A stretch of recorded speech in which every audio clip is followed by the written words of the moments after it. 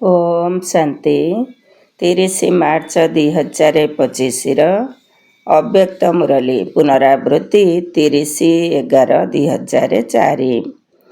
ମୁରଲୀର ସାରାଂଶ। ଏବେ ନିଜର ଚାଲିଚଳନ ଏବଂ ଚେହେରା ଦ୍ୱାରା ବ୍ରହ୍ମା ବାବାଙ୍କ ସମାନ ଅବ୍ୟକ୍ତ ରୂପ ଦେଖାଅ। ସାକ୍ଷାତକାର ମୂରତ ହୁଅ।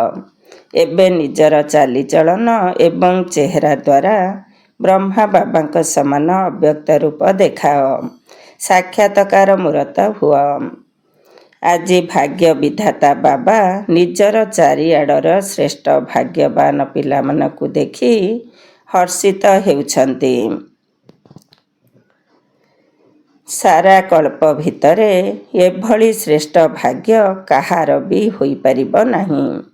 କଳ୍ପ କଳ୍ପ କେବଳ ତୁମେ ପିଲାମାନେ ହିଁ ଏହି ଅଧିକାର ପ୍ରାପ୍ତ କରୁଛ। ମନେ ଅଛି ତ ନିଜର କଳ୍ପ କଳ୍ପର ଅଧିକାରର ଭାଗ୍ୟ? ଏହି ଭାଗ୍ୟ ସର୍ବଶ୍ରେଷ୍ଠ ଭାଗ୍ୟ କାହିଁକି ଅଟେ? କାହିଁକି ନା ସ୍ୱୟଂ ଭାଗ୍ୟ ବିଧାତା ହିଁ ଏହି ଶ୍ରେଷ୍ଠ ଭାଗ୍ୟର ଦିବ୍ୟ ଜନ୍ମ ତୁମମାନଙ୍କୁ ଦେଇଛନ୍ତି। ଯାହାର ଜନ୍ମ ହିଁ ଭାଗ୍ୟ ବିଧାତାଙ୍କ ଦ୍ୱାରା ହୋଇଥିବ, ତାଠାରୁ ଶ୍ରେଷ୍ଠ ଆଉ କିଛି ହୋଇପାରିବ ନାହିଁ। ତେବେ ନିଜର ଭାଗ୍ୟର ନିଶା ସ୍ମୃତିରେ ରହୁଛି ତ? ଯଦି ନିଜର ଭାଗ୍ୟର ଲିଷ୍ଟ ବାହାର କରିବ, ତେବେ କେତେ ବଡ଼ ଲିଷ୍ଟ ହୋଇଯିବ। କୌଣସି ବି ବସ୍ତୁ ତୁମର ଏହି ଭାଗ୍ୟବାନ ବ୍ରାହ୍ମଣ ଜନ୍ମରେ ଅପ୍ରାପ୍ତ ନୁହେଁ। ତେବେ ସମସ୍ତଙ୍କ ମନ ଭିତରେ ନିଜର ଭାଗ୍ୟର ତାଲିକା ସ୍ମୃତିରେ ଆସିଗଲା ନା? ଏବେ ତାକୁ ସ୍ମୃତିକୁ ଆଣ। କ'ଣ ଆସିଗଲା ତ? ଏବେ ତୁମର ଦିଲ କେଉଁ ଗୀତ ଗାଉଛି? ବାହା ଭାଗ୍ୟ ବିଧାତା ବାହା, ବାହା ମୋର ଭାଗ୍ୟ ବାହା। ତେବେ ଏହି ଶ୍ରେଷ୍ଠ ଭାଗ୍ୟର ବିଶେଷତା ହେଲା ଜଣେ ଭଗବାନଙ୍କ ଦ୍ୱାରା 3ଟି ସମ୍ବନ୍ଧର ପ୍ରାପ୍ତି। ଜଣକ ଦ୍ୱାରା ଜଣକ ଭିତରେ 3ଟି ସମ୍ବନ୍ଧ। ଜୀବନରେ ଯେଉଁ 3ଟି ବିଶେଷ ସମ୍ବନ୍ଧର ଗାୟନ ଅଛି, ପିତା, ଶିକ୍ଷକ, ସତଗୁରୁ, ତେବେ ଦୁନିଆରେ କାହାକୁ ବି ଜଣକ ଦ୍ୱାରା 3ଟି ବିଶେଷ ସମ୍ବନ୍ଧ ଏବଂ ତାର ପ୍ରାପ୍ତି ହେଉନାହିଁ। କିନ୍ତୁ ତୁମେମାନେ ଗର୍ବର ସହିତ କହୁଛ, ଆମର ପିତା ମଧ୍ୟ ଅଟନ୍ତି, ଶିକ୍ଷକ ମଧ୍ୟ ଅଟନ୍ତି ଏବଂ ସତଗୁରୁ ମଧ୍ୟ ଅଟନ୍ତି। ପିତାଙ୍କ ଦ୍ୱାରା ସର୍ବ ସମ୍ପତ୍ତିର ଖଣି ପ୍ରାପ୍ତ ହେଉଛି। ଏବେ ତ ସମ୍ପତ୍ତି ଗୁଡ଼ିକର ତାଲିକା ମଧ୍ୟ ସ୍ମୃତିକୁ ଆସିଯିବଣି। ତେବେ ବାବାଙ୍କ ଦ୍ୱାରା କ'ଣ କ'ଣ ସମ୍ପତ୍ତି ମିଳିଛି, ସେଗୁଡ଼ିକୁ ସ୍ମୃତିକୁ ଆଣ। କ'ଣ ମିଳିଯାଇଛି ନା ମିଳିବାର ଅଛି? କ'ଣ କହୁଛ? ବାଳକ ହିସାବରେ ମାଲିକ ତ ନିଶ୍ଚିତ ଅଟ। ଶିକ୍ଷା ଦ୍ୱାରା ଶ୍ରେଷ୍ଠ ପଦର ପ୍ରାପ୍ତି ହୋଇଯାଇଛି। ଏମିତି ବି ଦେଖିବାକୁ ଗଲେ ଦୁନିଆରେ ସବୁଠାରୁ ଶ୍ରେଷ୍ଠ ପଦ ରାଜ୍ୟ ପଦର ଗାୟନ ରହିଛି। ତେଣୁ ତୁମେମାନେ ତ ଡବଲ ରାଜା ହୋଇଯାଇଛ। ବର୍ତ୍ତମାନ ସ୍ୱରାଜ୍ୟ ଅଧିକାରୀ ଏବଂ ଭବିଷ୍ୟତରେ ମଧ୍ୟ ଅନେକ ଜନ୍ମ ରାଜ୍ୟ ପଦର ଅଧିକାରୀ। ଏହି ପାଠପଢ଼ା କେବଳ ଗୋଟିଏ ଜନ୍ମର, ତାହା ମଧ୍ୟ କେତେ ଛୋଟିଆ ଜନ୍ମ, କିନ୍ତୁ ପଦ ପ୍ରାପ୍ତି ଅନେକ ଜନ୍ମର ଏବଂ ରାଜ୍ୟ ମଧ୍ୟ ଅଖଣ୍ଡ ଅଟଳ ନିର୍ବିଘ୍ନ ରାଜ୍ୟ। ଏବେ ମଧ୍ୟ ତୁମେମାନେ ସ୍ୱରାଜ୍ୟ ଅଧିକାରୀ, ଚିନ୍ତାମୁକ୍ତ ରାଜା ଅଟ। ଠିକ କଥା ନା? କ'ଣ ଚିନ୍ତାମୁକ୍ତ ରାଜା ହୋଇଯାଇଛ? ତେବେ ଯେଉଁମାନେ ଚିନ୍ତାମୁକ୍ତ ଅଟନ୍ତି ସେମାନେ ହାତ ଉଠାଅ। କ'ଣ ଚିନ୍ତାମୁକ୍ତ ଅଟ ତ? ଟିକିଏ ବି ଚିନ୍ତା ନାହିଁ ତ? ଦେଖ, ଯେତେବେଳେ କୌଣସି କଣ୍ଢେଇ ଖେଳ ଅର୍ଥାତ୍ ପରିସ୍ଥିତି ସାମ୍ନାକୁ ଆସିଯାଉଛି, ସେତେବେଳେ ଚିନ୍ତା ଆସୁଛି ନା ନାହିଁ? ମାୟାର କଣ୍ଢେଇ ନାଚ ସାମ୍ନାକୁ ଆସୁଛି ନା ନାହିଁ? ସେତେବେଳେ ଟିକେ ଚିନ୍ତା ଆସୁଛି ନା ଆସୁନାହିଁ? ଅଳ୍ପ ଅଳ୍ପ ଚିନ୍ତା ବା ଚିନ୍ତନ ଚାଲୁଛି ନା ନାହିଁ? ଏମିତି ତ ତୁମର ଶ୍ରେଷ୍ଠ ଭାଗ୍ୟ ଏବେଠାରୁ ହିଁ ତୁମମାନଙ୍କୁ ନିଶ୍ଚିନ୍ତ ସମ୍ରାଟ କରିଦେଉଛି। ଏଥିରେ ଅଳ୍ପ ବହୁତ ଯାହା ବି ସବୁ କଥା ଆସୁଛି, ତାହା ଆହୁରି ଭବିଷ୍ୟତ ପାଇଁ ଅନୁଭବୀ ବା ପରିପକ୍ୱ କରିବା ପାଇଁ ହିଁ ଆସୁଛି। ଏବେ ତ ସମସ୍ତେ ଏହି ସବୁ ଭିନ୍ନ ଭିନ୍ନ କଥାର ଅନୁଭବୀ ହୋଇଗଲଣି ନା? ଆଉ ତ ଭୟ କରୁନାହଁ ନା? ତେଣୁ ସାକ୍ଷୀ ଦ୍ରଷ୍ଟାର ଆସନ ଉପରେ ବସି ଆନନ୍ଦରେ ଏହି କଣ୍ଢେଇ ଖେଳ ଦେଖ, କାର୍ଟୁନ ଶୋ ଦେଖ। ପ୍ରକୃତରେ ତ ଏହା କିଛି ବି ନୁହେଁ, କାର୍ଟୁନ ଶୋ ଅଟେ ନା। ତେଣୁ ଏବେ ତ ମଜବୁତ ହୋଇଗଲଣି ନା। କ'ଣ କହୁଛ, ମଜବୁତ ତ? ନା କେବେ କେବେ ବିଚଳିତ ହୋଇଯାଉଛ? ମାୟା ତ କାଗଜର ବାଘ ହୋଇ ଆସୁଛି। ତେଣୁ ଏବେ ସମୟ ଅନୁସାରେ ଅନୁଭବୀ ମୂରତ ହୋଇ ସମୟକୁ, ପ୍ରକୃତିକୁ, ମାୟାକୁ ଚ୍ୟାଲେଞ୍ଜ କର। ଆସ, ଆମେ ବିଜୟୀ ଆତ୍ମା ଅଟୁ। ବିଜୟୀର ଚ୍ୟାଲେଞ୍ଜ କର। ମଝିରେ ମଝିରେ କାଶ ହେଉଛି। ଆଜି ବାଜା ଟିକିଏ ଖରାପ ଅଛି। ଯାହା ହେଲେ ବି ମିଶିବାକୁ ତ ପଡ଼ିବ ନା।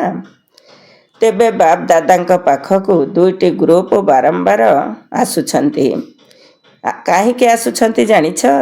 ଦୁଇଟି ଯାକ ଗ୍ରୁପ ବାପ ଦାଦାଙ୍କୁ କହୁଛନ୍ତି, ଆମେ ପ୍ରସ୍ତୁତ ଅଛୁ।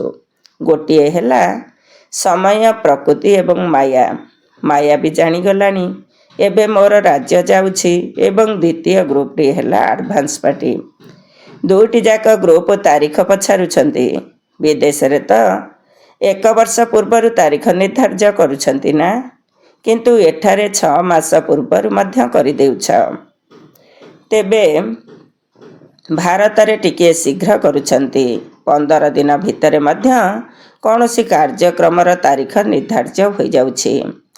ତେଣୁ ଏବେ ସମାପ୍ତି, ସମ୍ପନ୍ନତା ଏବଂ ବାବାଙ୍କ ସମାନ ହେବାର ତାରିଖ କ'ଣ? ଏହି କଥା ବାପଦାଦାଙ୍କୁ ପଚାରୁଛନ୍ତି। ତେବେ ଏହି ତାରିଖକୁ ଏବେ ତୁମେ ବ୍ରାହ୍ମଣମାନଙ୍କୁ ହିଁ ନିର୍ଦ୍ଧାର୍ଯ୍ୟ କରିବାକୁ ହେବ। କ'ଣ ହୋଇପାରିବ ତ? ଏହାର ତିଥି ନିର୍ଦ୍ଧାର୍ଯ୍ୟ ହୋଇପାରିବ ତ? ପାଣ୍ଡବମାନେ କୁହ, 3 ଜଣ ଯାକ କୁହ। ବାପଦାଦା ନିର୍ବେର ଭାଇ, ରମେଶ ଭାଇ, ବ୍ରଜମୋହନ ଭାଇଙ୍କୁ ପଚାରୁଛନ୍ତି। ଏହାର ତିଥି ନିର୍ଦ୍ଧାର୍ଯ୍ୟ କରିବାକୁ ହେବ। କ'ଣ ହୋଇପାରିବ ତ? ଏହାର ତିଥି ନିର୍ଦ୍ଧାର୍ଯ୍ୟ ହୋଇପାରିବ ତ?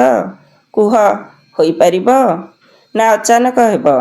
ଡ୍ରାମାରେ ତ ନିର୍ଦ୍ଧାର୍ଯ୍ୟ ଅଛି, କିନ୍ତୁ ତାକୁ ବାସ୍ତବିକ ରୂପରେ କରିବାର ଅଛି ନା ନାହିଁ? ସେହି ତାରିଖଟି କ'ଣ ଶୁଣାଅ। ହେବାର ଅଛି ତ? କ'ଣ ଅଚାନକ ହୋଇଯିବ? କୌଣସି ତାରିଖ ନିର୍ଦ୍ଧାର୍ଯ୍ୟ ହେବ ନା ନାହିଁ ତ? ହେବ। ପ୍ରଥମ ଧାଡ଼ିବାଲା କୁହ, ହେବ ତ? ଯେଉଁମାନେ କହୁଛନ୍ତି ଡ୍ରାମାର ନିର୍ଦ୍ଧାର୍ଯ୍ୟକୁ ବାସ୍ତବିକ ରୂପରେ କରିବା ପାଇଁ ମନ ଭିତରେ କୌଣସି ତାରିଖ ସଂକଳ୍ପ କରିବାକୁ ପଡ଼ିବ, ସେମାନେ ହାତ ଉଠାଅ। ତେବେ କରିବାକୁ ପଡ଼ିବ ତ? ଏମାନେ ଉଠାଉନାହାନ୍ତି। କ'ଣ ଅଚାନକ ହେବ? ତାରିଖ ନିର୍ଦ୍ଧାର୍ଯ୍ୟ କରିପାରିବ? ପଛବାଲା ବୁଝିପାରିଲ ତ? ଅଚାନକ ହେବ, ଏହା ତ ଠିକ୍ କଥା, କିନ୍ତୁ ନିଜକୁ ପ୍ରସ୍ତୁତ କରିବା ପାଇଁ ଲକ୍ଷ୍ୟ ନିଶ୍ଚିତ ରଖିବାକୁ ପଡ଼ିବ। ଲକ୍ଷ୍ୟ ନ ରଖିଲେ ସମ୍ପନ୍ନ ହେବାରେ ଅବହେଳାପଣିଆ ଆସିଯିବ। ତୁମେ ଦେଖ, ଯେତେବେଳେ କୌଣସି ତିଥି ନିର୍ଦ୍ଧାର୍ଯ୍ୟ କରିଦେଉଛ, ତେବେ ଯାଇ ସଫଳତା ମିଳୁଛି। କୌଣସି ବି ପ୍ରୋଗ୍ରାମ କରୁଛ, ତାର ତାରିଖ ନିର୍ଦ୍ଧାର୍ଯ୍ୟ କରୁଛ ନା? ମୋତେ ହେବାକୁ ହିଁ ପଡ଼ିବ, ଏଭଳି ସଂକଳ୍ପ ତ କରିବାକୁ ପଡ଼ିବ ନା? ନା ନାହିଁ, ଡ୍ରାମାରେ ଆପେ ଆପେ ହୋଇଯିବ? କ'ଣ ଭାବୁଛ? ପ୍ରଥମ ଧାଡ଼ିବାଲା ଶୁଣାଅ। ପ୍ରେମ ଡେରାଡୁନରୁ ଶୁଣାଅ। କରିବାକୁ ପଡ଼ିବ, କରିବାକୁ ପଡ଼ିବ। ଜୟନ୍ତୀ କୁହ, କରିବାକୁ ପଡ଼ିବ। ତାହା କେବେ ହେବ? କ'ଣ ସମୟ ଆସିଗଲେ ଶେଷରେ ହେବ? ସମୟ ତୁମକୁ ସମ୍ପନ୍ନ କରିବ ନା ତୁମେ ସମୟକୁ ସମୀପକୁ ଆଣିବ? ବାପଦାଦା ଦେଖୁଛନ୍ତି ଯେ ଜ୍ଞାନ ମଧ୍ୟ ସ୍ମୃତିରେ ରହୁଛି, ନିଶା ମଧ୍ୟ ରହୁଛି, ନିଶ୍ଚୟ ମଧ୍ୟ ରହୁଛି, କିନ୍ତୁ ଏବେ ଏଥିରେ ଆଉ କିଛି ଯୋଡ଼ିବା ଦରକାର। ଚାଲିଚଳନରେ ଏବଂ ଚେହେରାରେ ଦେଖାଯିବା ଦରକାର। ବୁଦ୍ଧିରେ ତ ସବୁ କଥା ମନେ ରହୁଛି, ସ୍ମୃତିରେ ମଧ୍ୟ ଆସୁଛି, କିନ୍ତୁ ଏବେ ସ୍ୱରୂପରେ ଆସୁ। ଯେବେ କି ସାଧାରଣ ରୂପରେ ମଧ୍ୟ କେହି ଯଦି କୌଣସି ବିଶେଷ କାର୍ଯ୍ୟ କରୁଛି ବା କୌଣସି ଧନୀ ଲୋକର ପିଲା ବା ବହୁତ ପାଠ ପଢ଼ା ଲେଖା ଅଟେ, ତେବେ ତାର ଚାଲିଚଳନରୁ ଦେଖାଯାଇଥାଏ ଯେ ଇଏ କିଛି ବିଶେଷ ଅଟେ। ତା ଭିତରେ କିଛି ନା କିଛି ନିଆରାପଣିଆ ଦେଖାଯାଉଥିବ। ତେବେ ଏତେ ବଡ଼ ଭାଗ୍ୟ ମିଳୁଛି, ସମ୍ପତ୍ତି, ପାଠପଢ଼ା ଏବଂ ପଦ ମଧ୍ୟ ମିଳୁଛି। ଏହା ସହିତ ସ୍ୱରାଜ୍ୟ ତ ଏବେ ମଧ୍ୟ କରୁଛ ନା? ପ୍ରାପ୍ତିଗୁଡ଼ିକ ମଧ୍ୟ ସବୁ ମିଳିଛି। ତେଣୁ ଏହି ଭାଗ୍ୟର ତାରକା ତୁମ ମସ୍ତକରେ ଚମକୁଥିବାର ଦେଖାଯିବା ଦରକାର। ଏତିକି ଯୋଡ଼ି ହେବା ଦରକାର। ଏବେ ତ ଲୋକମାନଙ୍କୁ ତୁମ ଭଳି ଶ୍ରେଷ୍ଠ ଆତ୍ମାମାନଙ୍କ ଦ୍ୱାରା ଏହାର ଅନୁଭବ ହେବା ଉଚିତ। ନା ହେବା ଉଚିତ ନୁହେଁ। ଅନୁଭବ ହେଉ ଯେ ଏମାନେ ଆମର ଇଷ୍ଟଦେବ ଇଷ୍ଟଦେବୀ ଅଟନ୍ତି। ଏମାନେ ଆମର ନିଜର ଅଟନ୍ତି। ଯେପରି ଆରମ୍ଭ ସମୟରେ ଦେଖୁଛ, ସାଧାରଣ ଶରୀରରେ ଥିଲେ ମଧ୍ୟ ଆଦି ସମୟରେ ବ୍ରହ୍ମା ବାବାଙ୍କ ଭିତରେ କିଏ ଦେଖାଯାଉଥିଲା? ଶ୍ରୀକୃଷ୍ଣ ଦେଖାଯାଉଥିଲା? ନା, ଆରମ୍ଭ ସମୟରେ ଆତ୍ମାମାନଙ୍କର ଅନୁଭବ ଅଛି ନା? ତେଣୁ ଯେପରି ଆଦି ସମୟରେ ବ୍ରହ୍ମା ବାବାଙ୍କ ଦ୍ୱାରା କୃଷ୍ଣ ଦେଖାଯାଉଥିଲା, ସେହିପରି ଶେଷ ସମୟରେ କ'ଣ ଦେଖାଯାଉଥିଲା? ଅବ୍ୟକ୍ତ ରୂପ ଦେଖାଯାଉଥିଲା ନା? ଚାଲିଚଳନରେ, ଚେହେରାରେ ଦେଖାଯାଉଥିଲା ନା? ତେବେ ବାପଦାଦା ବିଶେଷ କରି ନିମିତ୍ତ ପିଲାମାନଙ୍କୁ ଏହି ହୋମୱାର୍କ ଅର୍ଥାତ୍ ପାଠ ଦେଉଛନ୍ତି ଯେ ଏବେ ବ୍ରହ୍ମା ବାବାଙ୍କ ସମାନ ଅବ୍ୟକ୍ତ ରୂପ ତୁମମାନଙ୍କର ଚାଲିଚଳନରେ ଏବଂ ଚେହେରାରେ ଦେଖାଯାଉ। ଅତି କମରେ 108 ମାଳାର ଦାନା ଗୁଡ଼ିକ ତ ଦେଖାଯାଆନ୍ତୁ। ବାପଦାଦା ନାମ ଜାଣିବାକୁ ଚାହୁଁନାହାନ୍ତି, କାହାର ନାମ ଶୁଣାଉନାହାନ୍ତି ଯେ 108 ମାଳାର ଦାନା କିଏ, କିନ୍ତୁ ସେମାନଙ୍କର ଚାଲିଚଳନ ଏବଂ ଚେହେରା ଆପେ ଆପେ ପ୍ରତ୍ୟକ୍ଷ ହେଉ। ଏହି ହୋମୱାର୍କ ବାପଦାଦା ବିଶେଷ ଭାବରେ ନିମିତ୍ତ ପିଲାମାନଙ୍କୁ ଦେଉଛନ୍ତି। କ'ଣ ହୋଇପାରିବ? ଆଚ୍ଛା, କେତେ ସମୟ ଦରକାର? ଏମିତି ଭାବ ନାହିଁ ଯେ ଯେଉଁମାନେ ପଛରେ ଆସିଛନ୍ତି ଏଥିରେ ସମୟର କୌଣସି କଥା ନାହିଁ। କେହି ନ ଭାବନ୍ତୁ ଯେ ମୁଁ ତ ଅଳ୍ପ ବର୍ଷ ହେବ ଆସିଛି। ଏଥିରେ କେହି ବି ଲାଷ୍ଟ ଶୋ ଫାଷ୍ଟ ଏବଂ ଫାଷ୍ଟ ଶୋ ଲାଷ୍ଟ ହୋଇପାରିବେ। ଅର୍ଥାତ୍ ଶେଷରେ ଆସିଥିଲେ ମଧ୍ୟ ତୀବ୍ର ପୁରୁଷାର୍ଥ କରି ପ୍ରଥମ ନମ୍ବରରେ ଆସିପାରିବେ। ଏହା ମଧ୍ୟ ବାପଦାଦାଙ୍କର ଚ୍ୟାଲେଞ୍ଜ ଅଟେ। କରିପାରିବ, କେହି ବି କରିପାରିବ। ଶେଷବାଲା ମଧ୍ୟ ହୋଇପାରିବ। କେବଳ ଲକ୍ଷ୍ୟକୁ ପକ୍କା ରଖ। କରିବାକୁ ହିଁ ହେବ, ହେବାକୁ ହିଁ ପଡ଼ିବ। ଡବଲ ବିଦେଶୀମାନେ ହାତ ଉଠାଅ। ତେବେ ଡବଲ ବିଦେଶୀମାନେ କ'ଣ କରିବ? ଡବଲ ସୁଯୋଗ ନେବ ନା?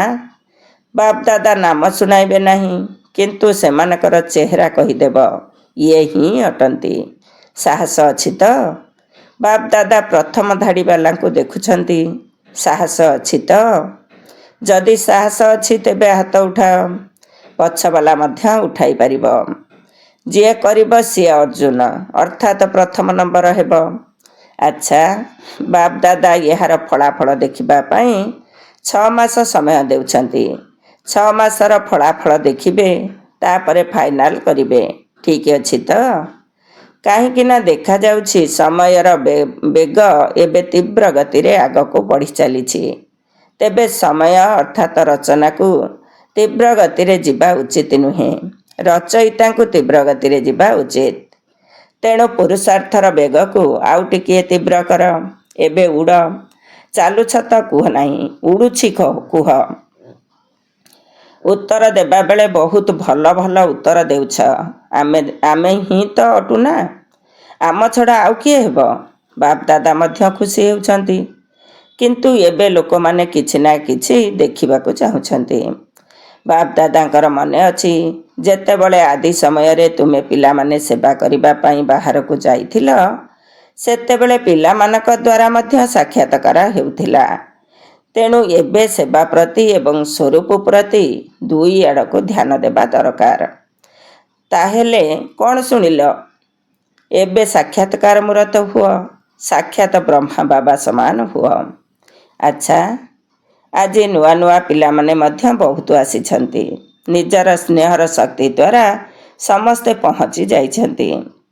ସେଥିପାଇଁ ବାପଦାଦା ବିଶେଷ କରି ଯେଉଁ ପିଲାମାନେ ନୂଆ କରି ଆସିଛନ୍ତି ସେମାନଙ୍କୁ ସମସ୍ତଙ୍କୁ ନାମ ସହିତ ପଦ୍ମଗୁଣା ଅଭିନନ୍ଦନ ଦେଉଛନ୍ତି। ତା ସହିତ ବରଦାତା ରୂପରେ ବରଦାନ ମଧ୍ୟ ଦେଉଛନ୍ତି। ସର୍ବଦା ବ୍ରାହ୍ମଣ ଜୀବନରେ ବଞ୍ଚି ରହିଥାଅ ଏବଂ ଉଡ଼ୁଥାଅ। ଆଚ୍ଛା, ସେବାର ପାଳି ପଞ୍ଜାବର ଅଟେ। ପଞ୍ଜାବ ବାଲା ଉଠ। ବହୁତ ଭଲ କଥା। ସେବାର ଏହି ବିଧି ବହୁତ ଭଲ ଅଟେ। ସବୁ ଜୋନ୍କୁ ସୁଯୋଗ ମିଳିଯାଉଛି। ଗୋଟିଏ ହେଲା ଯଜ୍ଞ ସେବା ଦ୍ୱାରା ଗୋଟିଏ ଗୋଟିଏ ପାଦରେ ପଦ୍ମଗୁଣା ରୋଜଗାର ଜମା ହୋଇଯାଉଛି। କାହିଁକି ନା ଅଧିକାଂଶ ଯେକୌଣସି କର୍ମ କରୁଥାଅ ନା କାହିଁକି, ଯଜ୍ଞ ସେବା ସ୍ମୃତିରେ ରହୁଛି ଏବଂ ଯଜ୍ଞ ସେବା ମନେ ରହିଲେ ଯଜ୍ଞର ରଚୟିତା ତ ନିଶ୍ଚିତ ମନେ ପଡ଼ିବେ। ତେଣୁ ସେବା ଦ୍ୱାରା ମଧ୍ୟ ଅଧିକରୁ ଅଧିକ ପୁଣ୍ୟର ଖାତା ଜମା କରିଦେଉଛ ଏବଂ ଯେଉଁମାନେ ସଚ୍ଚା ପୁରୁଷାର୍ଥୀ ପିଲାମାନେ ଅଛନ୍ତି ସେମାନେ ନିଜର ଯୋଗର ଚାର୍ଟକୁ ସହଜ ଏବଂ ନିରନ୍ତର କରିପାରିବେ। କାହିଁକି ନା ଏଠାରେ ଏମିତି ବି ମହାରଥୀମାନଙ୍କର ସଙ୍ଗ ମିଳୁଛି। ସଙ୍ଗର ରଙ୍ଗ ମଧ୍ୟ ସହଜରେ ଲାଗିଯାଇଥାଏ। ତେଣୁ ଯଦି ଏଠାରେ ପୁରୁଷାର୍ଥ ପ୍ରତି ଧ୍ୟାନ ଦେବେ ତେବେ ଏହି 8-10 ଦିନ ଭିତରେ ମଧ୍ୟ ବହୁତ ଭଲ ଉନ୍ନତି କରିପାରିବ। ତେବେ ସାଧାରଣ ଭାବରେ ସେବା କରିବାରେ ଏତେ ଲାଭ ମିଳିପାରିବ ନାହିଁ, କିନ୍ତୁ ଏହା ସହଜ ଯୋଗୀ ଏବଂ ନିରନ୍ତର ଯୋଗୀ ହେବାର ଏକ ସୁବର୍ଣ୍ଣ ସୁଯୋଗ ଅଟେ। ପୁଣ୍ୟର ଖାତା ଜମା କରିବାର ଏବଂ ବଡ଼ରୁ ବଡ଼ ପରିବାରର ନିଶାରେ ଏବଂ ଖୁସିରେ ରହିବାର ମଧ୍ୟ ଏକ ସୁବର୍ଣ୍ଣ ସୁଯୋଗ ଅଟେ।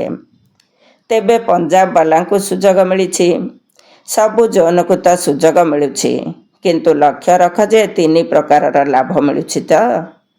ମୁଁ ପୁଣ୍ୟର ଖାତା କେତେ ଜମା କରୁଛି, ଏହି 3ଟି କଥାର ଫଳାଫଳ ସମସ୍ତଙ୍କୁ ଦେଖିବା ଦରକାର।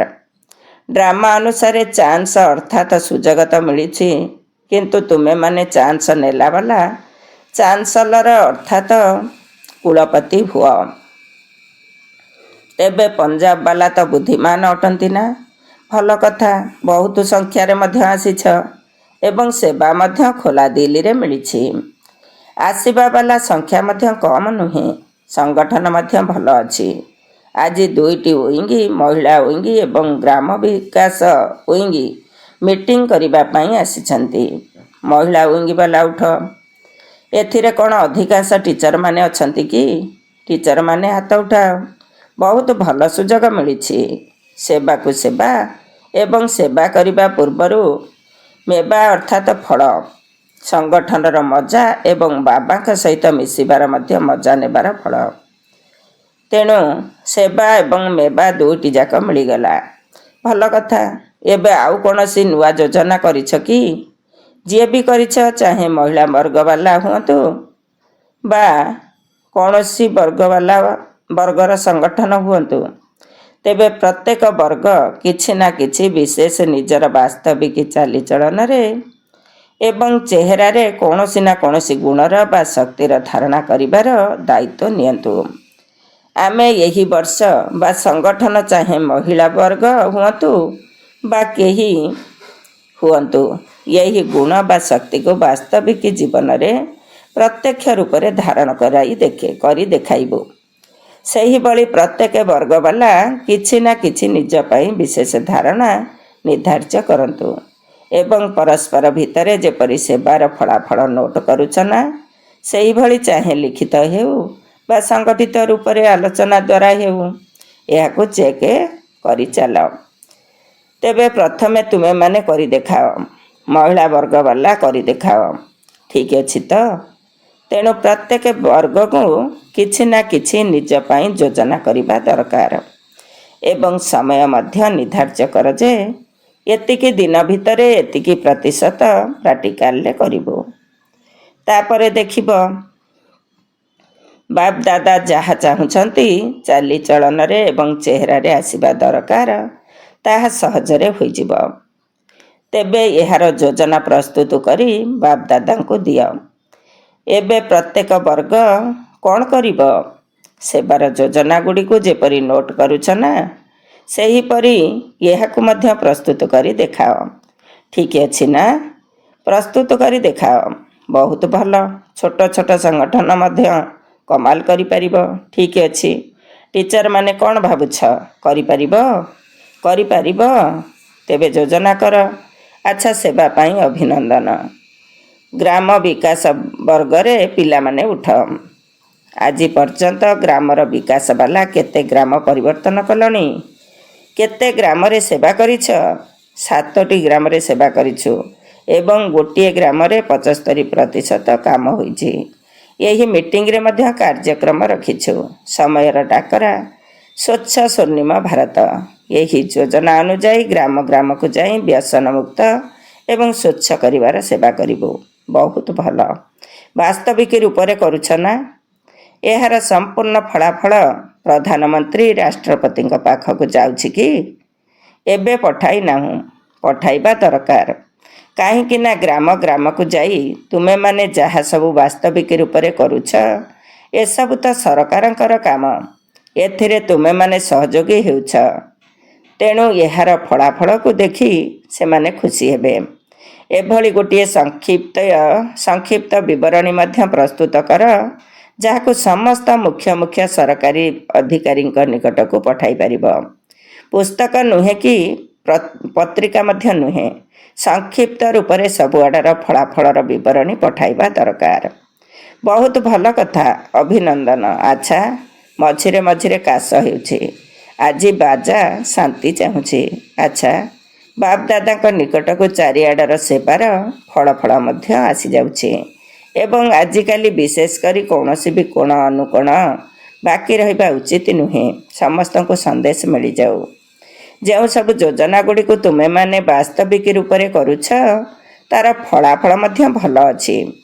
ବାପଦାଦାଙ୍କୁ ତ ଡବଲ ବିଦେଶୀ ପିଲାମାନଙ୍କର ଫଳାଫଳ ମିଳିଛି ଏବଂ ଯେଉଁମାନେ ବି ଭାରତରେ ମେଗା ପ୍ରୋଗ୍ରାମ କରିଛନ୍ତି, ସେମାନଙ୍କର ସମାଚାର ସବୁ ମିଳିଛି।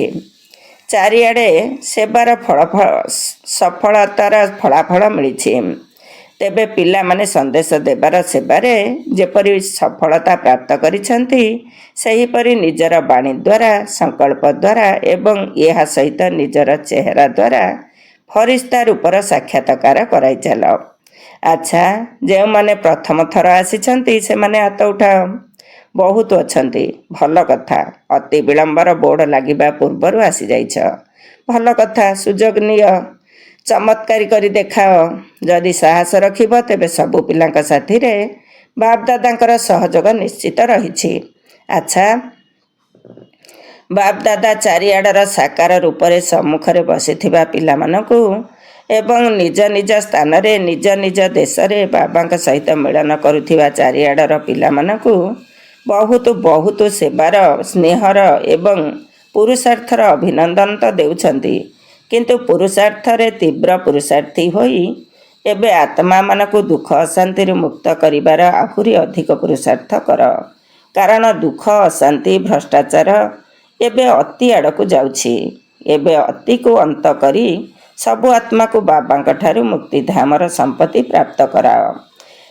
ଏହିଭଳି ସର୍ବଦା ଦୃଢ଼ ସଂକଳ୍ପ କରୁଥିବା ପିଲାମାନଙ୍କୁ ସ୍ନେହ ସମ୍ପନ୍ନ ଶୁଭେଚ୍ଛା ଏବଂ ନମସ୍ତେ। ଆମ ଆତ୍ମିକ ସନ୍ତାନମାନଙ୍କର ଆତ୍ମିକ ମାତା ପିତା ବାପଦାଦାଙ୍କୁ ନମସ୍ତେ, ନମସ୍ତେ ଏବଂ ସୁପ୍ରଭାତ। ଓମ୍ ଶାନ୍ତି। ଆଜିର ବରଦାନ, ନମ୍ରତା ସହିତ ଅଧିକାରୀ ପଣିଆର ସନ୍ତୁଳନ ଦ୍ୱାରା ବାବାଙ୍କୁ ପ୍ରତ୍ୟକ୍ଷ କରୁଥିବା ବିଶେଷ ସେବାଧାରୀ ହୁଅ। ନମ୍ରତା ସହିତ ଅଧିକାରୀ ପଣିଆର ସନ୍ତୁଳନ ଦ୍ୱାରା ବାବାଙ୍କୁ ପ୍ରତ୍ୟକ୍ଷ କରୁଥିବା ବିଶେଷ ସେବାଧାରୀ ହୁଅ। ଡିଟେଲ୍ସ: ଯେଉଁଠାରେ ସନ୍ତୁଳନ ଥାଏ, ସେଠାରେ ଚମତ୍କାରୀ ଦେଖାଯାଏ। ଯେତେବେଳେ ତୁମେମାନେ ନମ୍ରତା ଏବଂ ସତ୍ୟତାର ଅଧିକାରୀ ପଣିଆର ସନ୍ତୁଳନ ଦ୍ୱାରା କାହାକୁ ବି ବାବାଙ୍କର ପରିଚୟ ଦେବ, ସେତେବେଳେ ହିଁ ଚମତ୍କାରୀ ଦେଖିବାକୁ ମିଳିବ। ଏହି ରୂପରେ ହିଁ ବାବାଙ୍କୁ ପ୍ରତ୍ୟକ୍ଷ କରିବାକୁ ହେବ। ତେବେ ତୁମମାନଙ୍କର ବାଣୀ ସ୍ପଷ୍ଟ ହେବା ଦରକାର। ଯଦି ସେଥିରେ ସ୍ନେହ ମଧ୍ୟ ଥିବ, ନମ୍ରତା ଏବଂ ମଧୁରତା ମଧ୍ୟ ଥିବ ଏବଂ ମହାନତା ଏବଂ ସତ୍ୟତା ମଧ୍ୟ ଥିବ, ତେବେ ଯାଇ ପ୍ରତ୍ୟକ୍ଷତା ହେବ। କଥା କହିବା ସହିତ ମଝିରେ ମଝିରେ ଅନୁଭବ ମଧ୍ୟ କରାଇ ଚାଲ, ଯାହାଦ୍ୱାରା ଲଗନରେ ମଗନ ରହୁଥିବା ମୂର୍ତ୍ତି ଭଳି ସମସ୍ତେ ତୁମକୁ ଅନୁଭବ କରିବେ। ଏହିଭଳି ନିଜର ସ୍ୱରୂପ ଦ୍ୱାରା ସେବା କରୁଥିବା ଆତ୍ମାମାନେ ହିଁ ବିଶେଷ ସେବାଧାରୀ ଅଟନ୍ତି। ଆଜିର ସ୍ଲୋଗାନ: ଯଥା ସମୟରେ ଯଦି କୌଣସି ବି ସାଧନ ନଥିବ, ତେବେ ବି ସାଧନାରେ ବିଘ୍ନ ନ ଆସୁ। ଯଥା ସମୟରେ ଯଦି କୌଣସି ବି ସାଧନ ନଥିବ, ତେବେ ବି ସାଧନାରେ ବିଘ୍ନ ନ ଆସୁ। ଆଜି ଓମ୍ ଶାନ୍ତି। ଆଜିର ଅବ୍ୟକ୍ତ ଇସାରା: ସତ୍ୟତା ଏବଂ ସଭ୍ୟତା ରୂପୀ ସଂସ୍କୃତିକୁ ଆପଣାଅ। 30 ନମ୍ବର। କେହି କେହି ଭାବୁଛନ୍ତି ବୋଧହୁଏ କ୍ରୋଧ କୌଣସି ବିକାର ନୁହେଁ, ଏହା ଏକ ଅସ୍ତ୍ର ଅଟେ। କିନ୍ତୁ କ୍ରୋଧ ଜ୍ଞାନୀ ଆତ୍ମାମାନଙ୍କର ମହାଶତ୍ରୁ ଅଟେ। କାହିଁକିନା କ୍ରୋଧ ଅନେକ ଆତ୍ମାଙ୍କ ସହିତ ସମ୍ବନ୍ଧ ସମ୍ପର୍କରେ ଆସିବା ଦ୍ୱାରା ଜଣାଶୁଣା ହୋଇଯାଏ ଏବଂ କ୍ରୋଧକୁ ଦେଖି ବାବାଙ୍କର ନାମର ନିନ୍ଦା ହୋଇଥାଏ। କହିବା ବାଲା ଏହି କଥା କହିଥାନ୍ତି, ଆମେ ଜ୍ଞାନୀ ଆତ୍ମାମାନଙ୍କୁ ଜାଣିଗଲୁ, ସେଥିପାଇଁ ଏହାର ଅଂଶ ମାତ୍ରକୁ ମଧ୍ୟ ସମାପ୍ତ କରି ସଭ୍ୟତାପୂର୍ବକ ବ୍ୟବହାର କର।